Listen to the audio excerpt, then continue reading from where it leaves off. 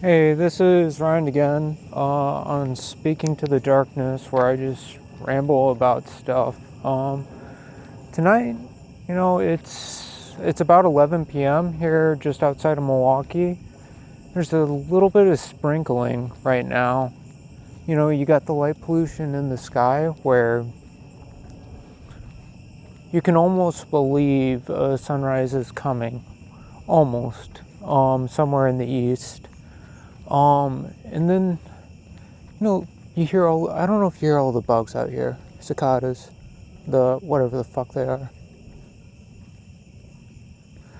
But, you know, it is always nice when you get the rain. There's been way too much here, flooding basements and all, but you get that smell, right? And then if you ever walk through areas like nature areas after a lot of rain, especially in the spring, you can almost believe you're in a rainforest. It's kind of magical when that happens, especially for like a Midwest guy like me who's, I don't really get to appreciate the tropics much. But yeah, I just finished season 1 of Penny Dreadful. Holy fuck, what a fucking show. Something I don't like about critics in general is, and well, I'm being critical of critics because of course I am, because I'm one of them, is when they talk about a movie, a book on Goodreads, Rotten Tomatoes, or My Anime List, it's always like with the fucking big words. It's almost a little bit elitist, right? Where it's like, the climax wasn't good, they didn't do this arc right, it didn't pay off, and they'll use all the fancy big words like quixotic or other stuff, and rarely, there are some good critics out there, will they say how it made them feel, like how they disagreed it on a personal level, because that's what critics are interacting with, is the art. And sometimes I feel like it goes beyond that. Wow, they are so loud tonight. It's kind of cool.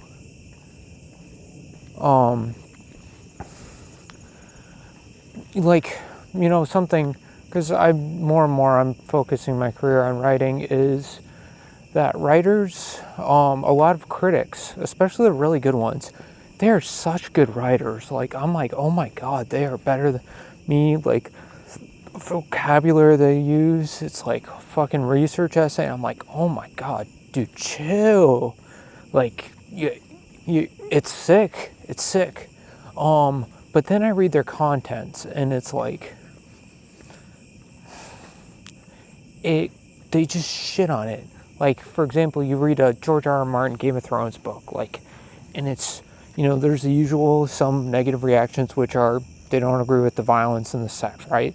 I think that's normal. That's a normal critical reaction to something. It's something about them reacted to it, right? But then they go about everything about how this person, George's writing style is awful, and this and that and that and this, and it's just like, dude, you just gave up on yourself as a writer, and you shat all over your own dreams, so you're just gonna shit all over others. That's a part of criticism I don't enjoy. And also, just aside about George's books, it's okay that he hasn't finished the series. Like, this may be a hot take, but I don't really care if he ever does. Like, the ending is like one of the least important things to me in a story. It's how good the journey was to get there. Because, like, if I think about it like life, right? And maybe it's too close to life, right? And that's why people want a good ending, a fairy tale, a happy ever after. Things just end in the middle. Things just, you die. You don't get all those arcs closed off. You don't, and that's something very painful and raw we deal with, and it's not something a lot of us look for in stories because it feels like shit. And that's why when a writer does it, it is such a audacious choice. Like Oshinoko, a famous manga anime where they killed off a character at the end, and the story ended. And story ended in tragedy. And I was like, that's extremely brave. Of course, it got a lot of mixed reactions, but you got to be honest to yourself. You got to be honest about what you like and how you tell your stories. And you got to be honest about how stories made you feel. And yeah. So, wow. Penny Dreadful. This is a horror story done really well. I just love when you have supernatural personifications, the werewolf, the vampire, seances, rituals, magic, curses, but they have a meaning in the story. They drive it forward with these things. How do I react that I have a monster inside of me, right? Like these very human, relatable elements with horror, and it's the horror of the person almost embellishes or heightens the horror of the magic, right? Sorry, one sec, there's a car going by.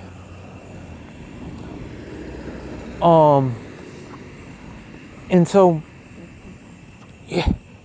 you start losing that line, blurring that line between what's what. And that's the beauty of fiction, right? It blurs the fucking line. And it gets you to just experience the story of something different, but similar, right? That different of strangeness, but the heart brings you back to it. And you connect with the story because, like, if you think about when your happiness in life, I'm starting to realize, is through experience, right? You're not thinking about how I should do that. You're not viewing yourself or other people as objects. And you could make a broader criticism about consumerism or just the fact that we have a part of our minds that do, an existential side of ourselves that do that. But you just experience it. And when someone can take your guards down and just experience a story and connect with it, chef's kiss. But it has to be mysterious. You can't know where it's going. Like, of course, there are tells. You're going to have, I could make certain predictions about, okay, this is probably going to be Frankenstein's bride, blah, blah, blah, some other things. But the mystery of the story, how the characters react, it can't tell me everything. Otherwise, I'm not going to like it. I'm going to get bored. It's like me repeating the same thing every day in the workplace. That's when for example, in a lot of shonen anime, like Naruto in the later end, Bleach in the later end, I think just One Piece in general, Jujutsu Kaisen in the later end as well, Chainsaw Man as well in the second arc of the manga.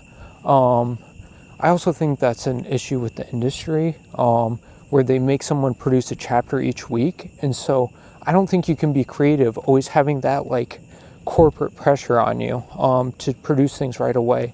And so it becomes really monotonous slog, like just go through. They can't really think through the characters' reactions because they got to make another set of panels and art and writing. And Jesus, that's a fucking burden and a half. But yeah, Penny Dreadful. It gets me out of the critic. It's because I'm constantly, when I look at something, I'm constantly analyzing how I would see it through the author's eyes or the scriptwriter's eyes or the filmmaker, the director, and I'm like, what are they thinking? How did they get that shot in place? Like, what is their mentality in writing this? Like, why did they write that with a character there? And I'm just that's a constant filter in my head. When I in one sense, I'm emoting to it, reacting to it, but then in the back of my head, I'm reacting to how I think, what caused the scriptwriter to write that, or to choose that story arc. And so I'm not really fully immersed in the show, right? And that has its own set of issues in my own life. But Penny Dreadful,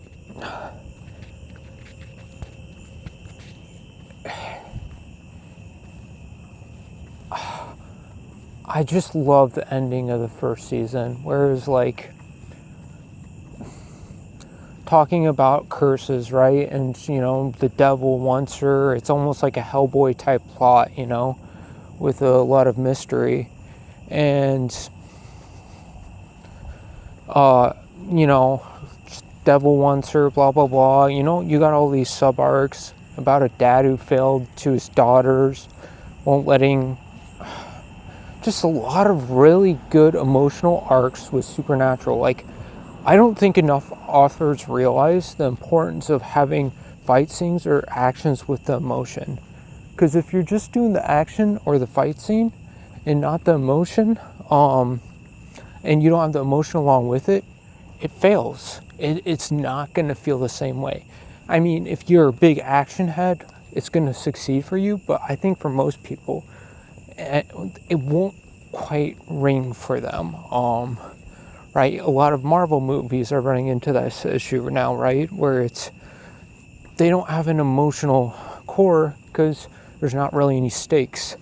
No one dies, they joke. And they don't really go through strife because they're trying to make it for the general audience instead of playing real characters or things, right? It's like AI acting as people, it's getting better at it, but the characters aren't characters a lot of times, or not a lot of times, but in some of these shows or books, right? And that's maybe a criticism that you hear about a lot of media, that like Netflix, like penny shows, like they're just throwing them out there and people are going to be on their phones and they're not going to watch it.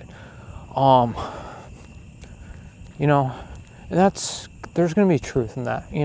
Every once in a while you're going to get a really great show that's going to break through to the general audience, or a good movie or a good book that's really arty, but most of the time that just doesn't happen because quite frank, people are pretty muted in their lives. It's easier to do exactly the same thing, right? The conflict of comfort, the comfort of conflict. And so they're not going to recognize these things, these feelings, these slight imperceptibilities, or slight perceptibilities. It's like looking at skin, right? And you take a microscope and you put it under like just broad magnifications. You see its little rectangle like ridges, right? And then cuboid images. And then you go into the lines in between, right? And you go deeper and you find cells, right? Or maybe you do somewhere and you go past that and you get into the epithelial cells, right? And then you get it to, can't really get this far with a normal microscope, but then you get to atoms, right? And it's beauty of making the invisible visible, that these little things, and this is what make art so great, these little things, it's like that you don't talk about, that like the little details. Like I remember reading the first book of the Hannibal Lecter series. It's not called Hannibal, it's what is it? I'm not going to remember it, and I don't really care to, but when there's a murder, I can't remember which it is actually now, but everyone in the neighborhood has their like there's a murder or death in a house that's violent. Everyone has their windows drawn around it, And that's like how you see like violent, like an epicenter of violence, right? Everyone's shielding themselves off to it. And that just, I see that detail, I'm pulled into the fucking story, right? That gets me instantly. I'm like, cool, right? But you can also use a lot of useless details to draw someone out. It's great power takes great responsibility kind of thing, right? But yeah, making the invisible visible. Of course, I think that's also how you go insane. You know, I've had an issue in my life where I just, you know, I get why Nietzsche, you know, the great philosopher, went insane. You just keep trying to find out what's at the center of things, like, or the universe, cause like, I'm not going to go into it completely, but, you know, I was thinking about evolution and then consciousness and the universe, and then I'm actually creating a theory, right? And under that theory, it's demanding that I go farther into it, farther, and you just go in, right? And speaking of the darkness, you go into the darkness, but it's not the mysterious darkness. It's the more darkness. It's the control. I want to have the whole universe at my fingertips, and it's kind of also like the heart of darkness. You have to make a choice. I think at some point in your life, if you're a really good thinker or a really smart thinker, is to pull yourself back, to live with people or treat yourself as special or different. It's not to say be normal. Fuck being normal. Normal's, right, there's no definition for it, but normal is always going to be a burden if you think a little bit or feel differently.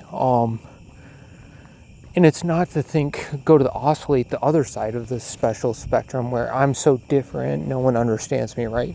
You are special, but it's not the type of special that makes you distinguish. It's type the special that where you connect with your humanity, and that transcends something. That's not, you can't put it into words, right? Not special is the special I think we're all kind of like trying to search for. But of course, we're afraid of that special, right? Because, you know, we are potential of a lot of things, good and bad. And that's scary. That's really fucking scary. But of course, that's why the people who, you know, are courageous get past that, and they're, you know, they stand out. And what does it even matter if you stand out? That's one of the issues I have, like, right, wanting to stand out in the darkness, but I'll shout out and say, someone noticed me, fuck the void, someone noticed me. I don't want to die. I'm scared of dying. Like, the part of you that's small as a child just needing to break out. And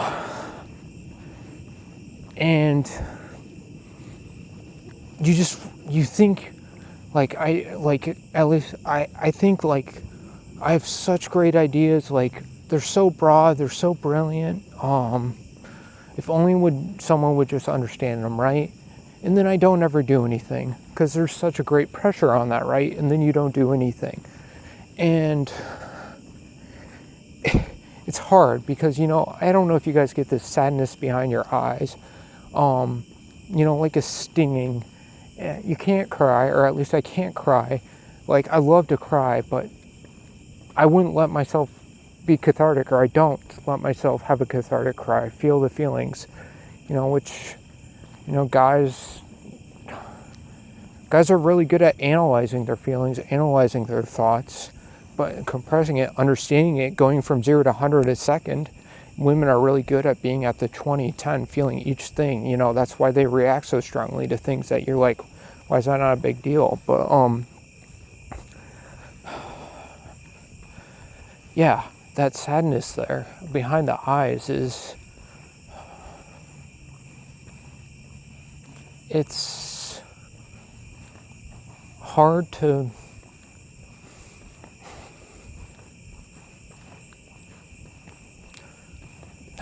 God, what was I going to say about it? It's hard to put into words. Of course it is.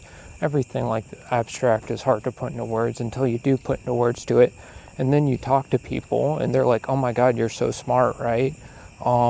But you've already put all these words into thoughts already, and so you don't have the stuttering slow phase, and that's how Jordan Peterson sounds so smart, or any other good argumenter starts. Oh wow, how are they coming? They've already come up with all this. They're talking about what they know, right? What they've already thought about, and they're saying it fast because they've not intuitively practiced it in their minds, But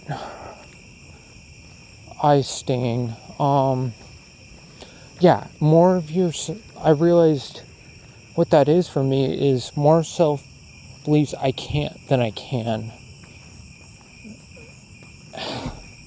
That's a really sad thing to realize. I don't know if other people have this and like everyone just mutes it out, or like people actually get beyond this. I've always been prone to sadness throughout my life. I don't know, getting beyond isn't the right term, but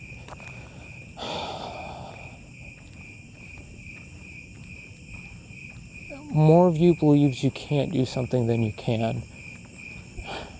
That's the whole problem. As I'll start writing, I have an idea. I've been writing about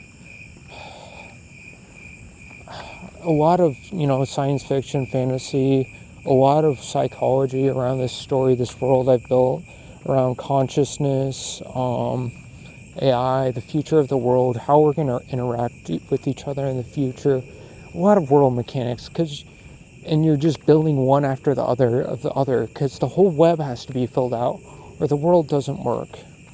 And it's really hard to think all that, bring it to life from nothing. I mean, you're really just connecting things, but it's overwhelming. And if you don't have that belief on your side, it's really hard to do.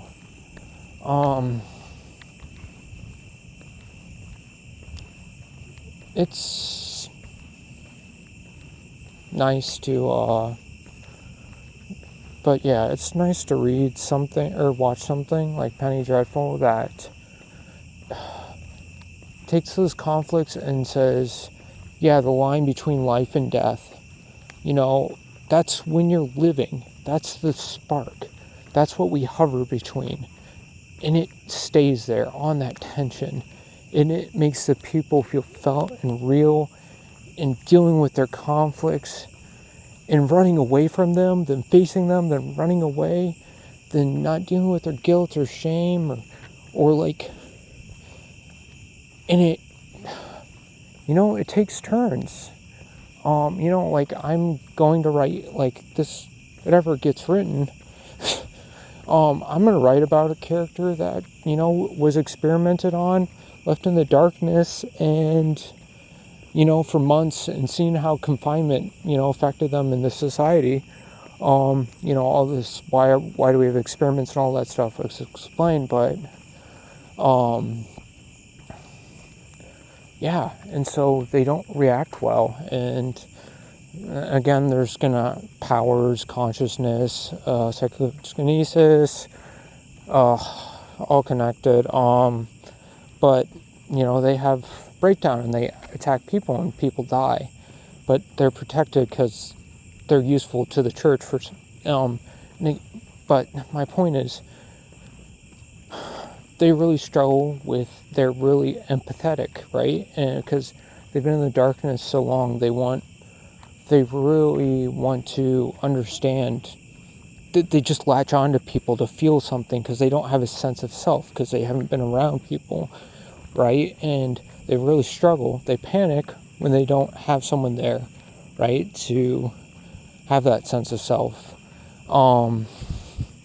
And so that creates a spiral, and there's consequences, right? But then, that really struggling with attention, they're going to be trans. They're going to go from male to female, and they want to be looked at. They want to be noticed. And it's not like there's a lot of different, it's not like trans people in today's society. It is different. But, it's a little more fluid. but not quite the fluid where you see gender benders switching from male to female right away. There are, of course, stakes and physical issues, but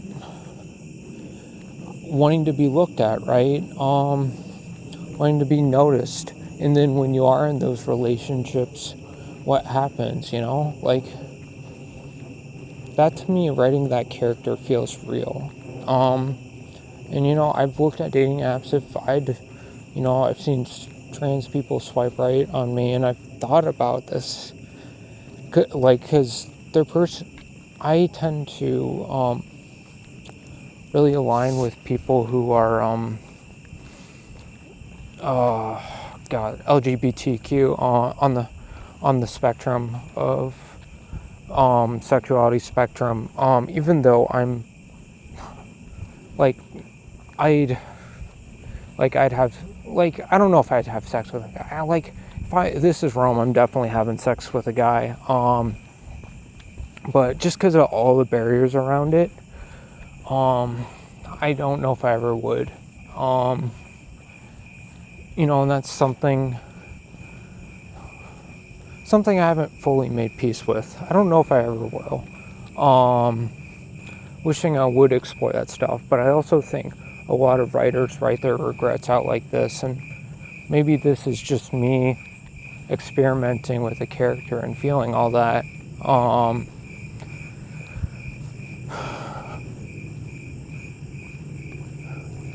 What it's like to be a male, what it's like to be, a detective or a Western cowboy, or a woman, who's wants to be touched but doesn't at the same time.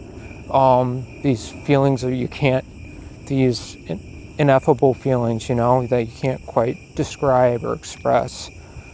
And making those visible, bringing them to life from the unexpressible, in describing it, and not explaining it, but describing it.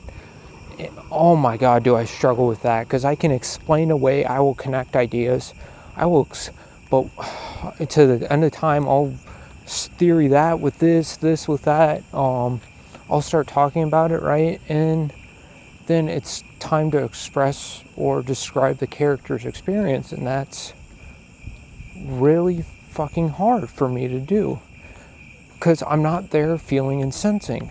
I'm not really there that often. I'm almost always in my head, right?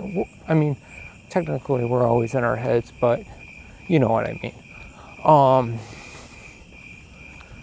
And so I'm constantly looking at things through, originally a fear-based mechanism, but I'm constantly looking at the world and labeling it so I understand it. I'm looking at it as patterns so I can perceive it, so I can tell me if my environment's safe or not, right? Of course, I'm overriding these, and I'm doing this unconsciously. I'm interacting with people. I'm saying, hey, how are you, smiling. But part of me is pretty nervous, right? But what do? You look them in the eye and you talk, because you don't want to be by yourself all the time. And you find out, a lot of cool things about the world that way.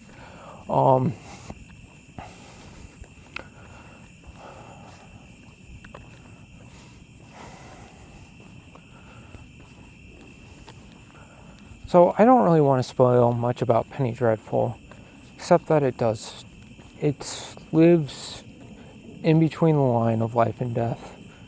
That spark, I think,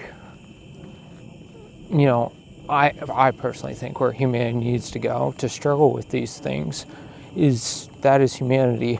But of course, maybe the comfort of conflict and conflict of comfort is humanity too. Because, man, you want to feel like you're not just struggling to survive. You want to feel past your primal hunter-gatherer, life of, you used to have to hunt every day, to do this every day. Like, you had to constantly worry about your means and getting the next thing. And that is still our mindset to the day. Even though we got these houses and all these things, we are fighting for survival.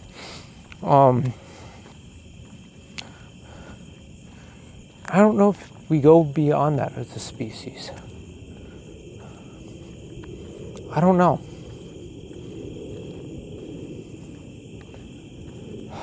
I really don't. So I could easily argue that our existential consciousness is just another fear-based mechanism, right? Like, we have awareness of these things to label them, to understand them, to identify them, so we feel safe in environment. And this consciousness really isn't anything that extraordinary in particular, that every animal has this, again, diluting that special feeling and the wanting to feel special in the face of the void. But I can't do that. Like, it's the same thing as someone saying, well, all politicians suck, all this. It's the opposite reaction of that, right? Like, I'm not special, right? I'm not this singular person. I'm just a piece of shit, right? Everyone's a piece of shit. Well, politicians fucking suck. Why are you surprised?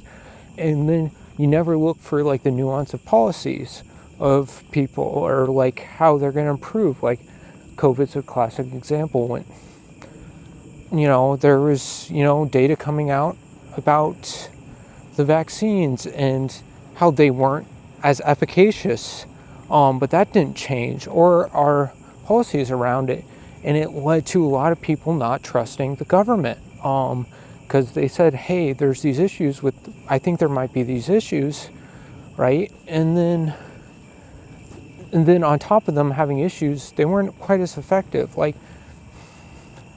I mean, I can talk about the CDC data, and all that stuff, but I think it's a really important reflection of people fuck things up, and people are afraid, and in their fear, they don't look to data. They say data, but they don't look to it. And that's where science becomes a religion of the medieval ages, where it's like, oh, I have the data, it proves me right? It's like the four horsemen apocalypse of like climate change, right? Like, there are undeniably climate change effects, but there's also this, we should have been swallowed in ocean water 20 years ago, and all this data says this, right? It's the doomsaying that, and the smokes and mirrors, that gets people distrustful. I don't know why I'm going off on this tangent. But just to say that good leaders, I hope there's more good leaders that are able to cut back, pass out, like Bernie, or the New York candidate coming up. I hope there's some Republican candidates that can do that too. But who knows? I mean, John McCain is probably a good example, even though I disagreed with him. He believed in something. I respect the fuck out of that. He disagreed with people, but you could tell he lived with people with differences, and he wanted, even though he disagreed, I don't know, maybe his policies didn't always reflect that. I really don't know. And, I'm just talking out of my ass how I see him as a human being, which is really not that much. So probably best not to continue. But I do look at politicians, how they react to things. Everyone does, and it's, about the thing about leading in policy, it's not so much the policy that's as important as how the leader acts. Another George R.R. Martin book, but A Night in the Seven Kingdoms, there's two leaders. I can't remember the other one, but there's just, there's a whole bastardized line in fucking classic George R.R. Martin style, that's claiming the throne. And, there's the guy on the throne. The guy on the throne, right? Oh, that's a plane. Red, green, white. Christmas light.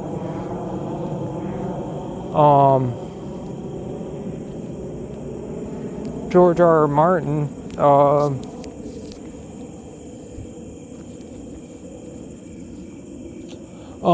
with the Nine and the Seven Kingdoms, so there's these two rulers, and, so this guy has this fat lot of land, and he went with the bastard king and lost, right? The guy rebelling, against the empire, what have you. And so he lost a lot of his land. And later this kid, it's actually Aegon. If you've seen Game of Thrones, it's Aegon the caretaker, the 100-year-old caretaker on the wall that's blind. As a kid being like, well, why do you support the bad guy? Like, you seem like a reasonable guy. Like, it doesn't make any sense. They didn't have the good, they weren't going to win. They didn't have the right resources or any of this stuff. And he's really drunk. He's like, you wouldn't understand. It's about how the ruler seemed. The king's, fat and weak and slovenly and doesn't really ever go to the castle. And Damon's got black, long hair, right? And he's buff and he talks with confidence and he says he's going to change things, right? And, that persona is so much of politics. God, why am I going to politics? I want to hop off these nuts, hop on another pair. Try not to think about it as much. All the conflict in the world lately. It's just like, what am I gonna do? I don't, you get in these like oscillations of caring and then not caring, and because you don't want, it's like all the school shootings, you're just like, another one, fuck me, man. But if you actually go into what happened and the people affected and the children, you think about that unconsolable, incalculable loss of people around them and the child.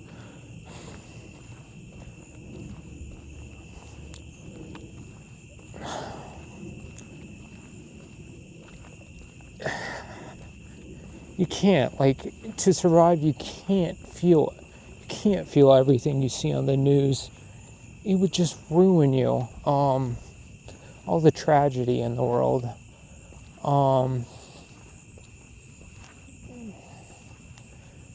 The wars.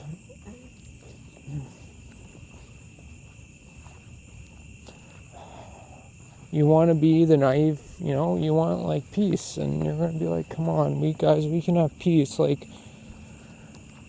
and there's conflict, and conflict is undeniably a part of life. Violence is undeniably part of life. You have to stand up for yourself. Every time you step on a grass, you're killing microbes, you're killing bugs. The very choice of you continuing to live is committing a violence on the world. Of course, there's levels to it, right? Someone, there's from a vegetarian to someone saying, I don't give a fuck about others, just shoot them. That's so walled off from themselves, so poisoned to the world that they just would hurt without feeling it. I mean, of course they would, but they say they wouldn't. Liars.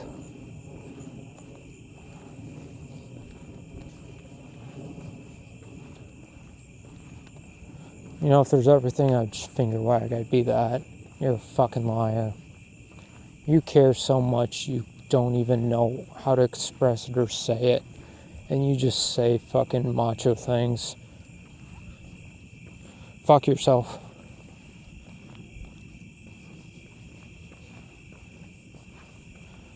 Yeah.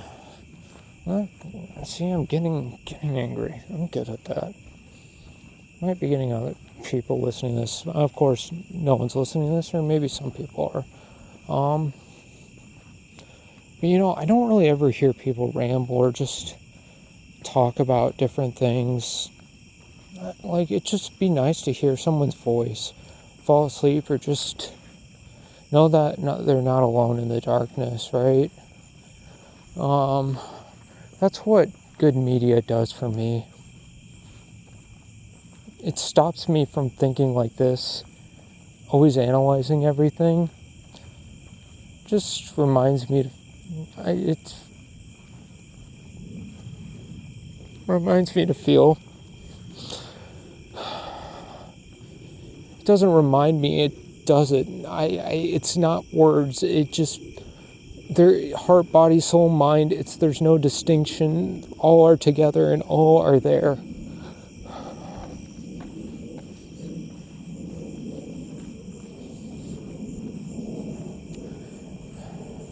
I hope I write a story half as decent as that one day. I wrote something for publishing, and I think this Penny Dreadful does it better than I did it with the same themes. Mine has its, own set of violence and loss and struggle with normal and fear and pain and hurting others and wanting to be loved in a very brutal manner. But brutality is kind of like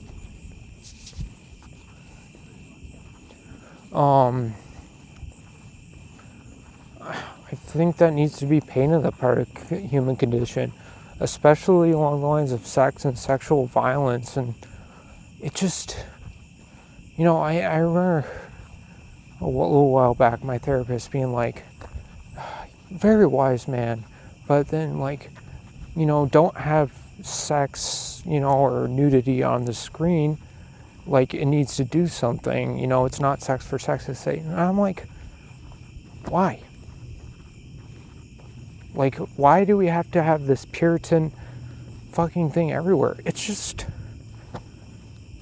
yeah, I'm personally get uncomfortable a little bit, but why not? Why not have it on the screen? It doesn't need to have a meaning or purpose. Not every action needs to have meaning or purpose.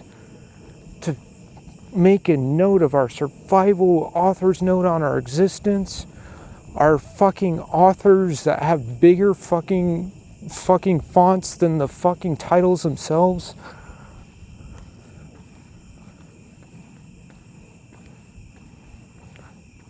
Have courage, my friends. Have courage.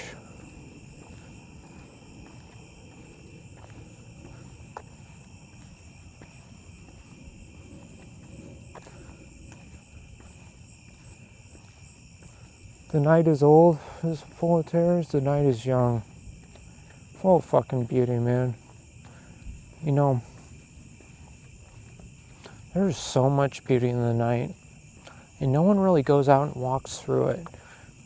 By the way, I heard gunshots off in the distance last night, and then the company ambulance and car, and I was just like, God damn it. But, this is just going to dissuade my whole fucking point next, but I still stand very strongly by it.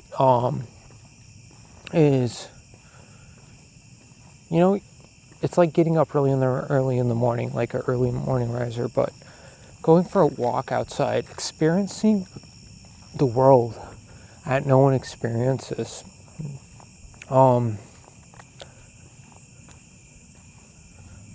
It's so cool. And I talk to women sometimes, right? And because one of my other big frustrations is, I'll talk to someone, they're like, I can't walk at night, I can't do this, I don't feel safe. Of course, there's some undeniable truth to that. And then some of it, to me, does come off as irrational. Like, I'm going to preface, I've listened to a lot of people. I've listened to, someone talk about rape with me for the first time. I've listened to a lot of things. I've talked about these perspectives with women, and I feel for it, and I want them to overcome it in ways they can. And, going through the night, no one does it. Like, everyone's scared, right? In the night. What can get you? Everyone still has those childlike fears. Like, I still have them when I get a little bit of noise, or I get a little, I seize up a little bit. But it also gets to be your own. You also get to explore the darkness. And because everyone's afraid of it, no one goes out. On the Tuesdays, the Wednesdays, maybe they're out drinking and they can romanticize on the Fridays and Saturdays about the night and how beautiful it is. But do they just naturally go out there? And so, the thing is to women, like, the odds are probably greater, not probably are greater than getting struck by lightning, but someone's not going to come and take you in the night. That's just what society's told you. That men are monsters. Women are monsters. Everyone's a fucking monster. And on the opposite side of that, everyone's tender and caring and loving. You might be surprised what you'd find out there. Don't listen to society unless it is of value. There's a song in the line I really like. A guide that must listen to the guide inside. You must defy the light outside, or something. Or I can't remember, but exact line. But you gotta listen to the guide inside and defy what's going on in the outside world.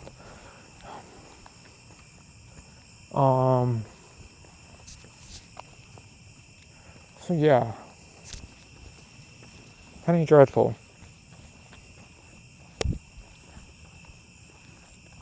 I wonder about some of the scenes, how they get the budget for so much, how they scope out all these places in London, what's green screened and what's not, of London, probably a lot of it. And then the actual shots where, shops where you can tell where they have old antique guns is not green screened, where they go for that. And then some of the research, detail in it, some of it's like I've heard of, like, Native Americans taught, a tribe in Africa taking a picture and, thinks it's taking your soul, or chopping off the hair, and that's a Native American. I believe also that has similar ramifications.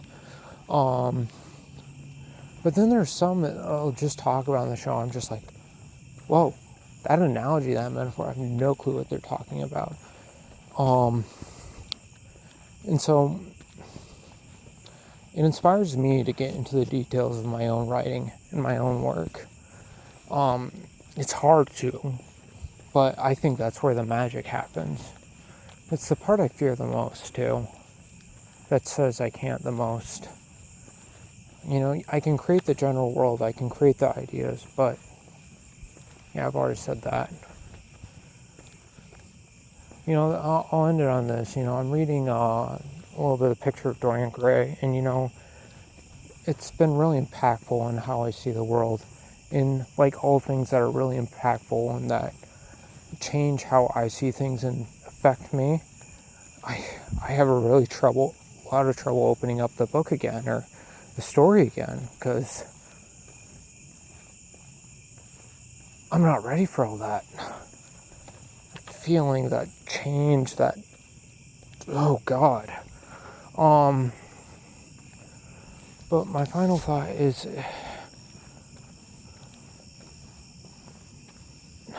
what was it? It was something about art, the soul.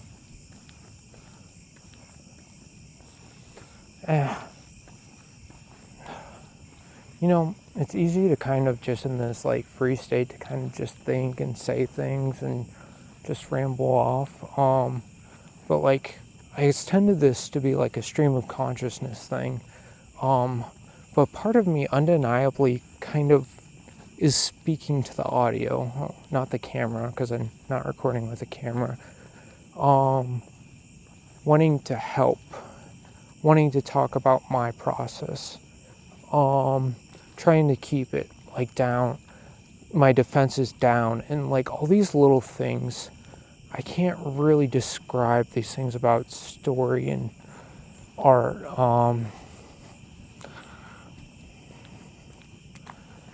I prefer just writing out reviews too.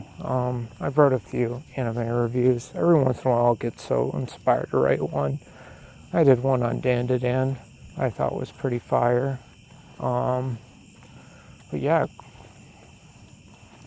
that's, if you ever want to watch a great first episode with a little bit of spice, anime, that's a great show to watch it. That really embraces the oddity of life and the mystery.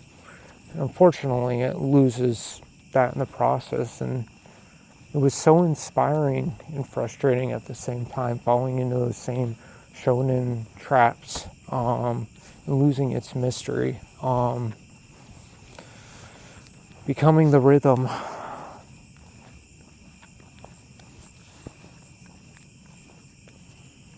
Sometimes you gotta break the rhythm. And as always, I don't have a great way to end this, so bye-bye. Also, one last thought. I just realized also why it's a lot harder to talk about details.